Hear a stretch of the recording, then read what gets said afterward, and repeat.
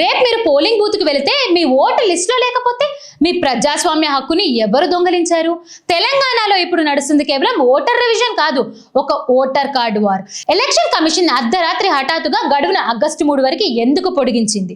అసలు కారణం ఏంటో తెలుసా? 45% ఎన్యూమరేషన్ ఫామ్స్ ఇంకా సబ్మిట్ కాలేదు. అంటే దాదాపు సగం మంది ఓటర్ వివరాలు ఇంకా వెరిఫై కాలేదన్నమాట. ఇది కేవలం అధికారుల నిర్లక్ష్యమా లేక పొలిటికల్ ఇంజనీరింగా? ప్రతిపక్షాలు ఆరోపిస్తున్నాయి తమ బలంలో ఉన్న ప్రాంతంలో ఓటుని ఏఎస్డి పేరుతో డిలీట్ చేస్తున్నారని. మరోవైపు ప్రభుత్వం చెబుతుంది ఇవన్నీ బోగస్ ఓట్ క్లీనప్ మాత్రమే అని. అయితే నిజమేది? ప్రజాస్వామ్యం కాపాడుతున్నారా లేక ఓటర్లను టార్గెట్ చేస్తున్నారా? బిఎల్ఓలు ఇంటికే రాకుండా ఇల్లు లాక్ ఉందని ఫామ్ ని తలుపులకి అతికిచ్చి వెళ్ళిపోతే రేపు ఆ ఓటర్ ఎవరికి బాధ్యత?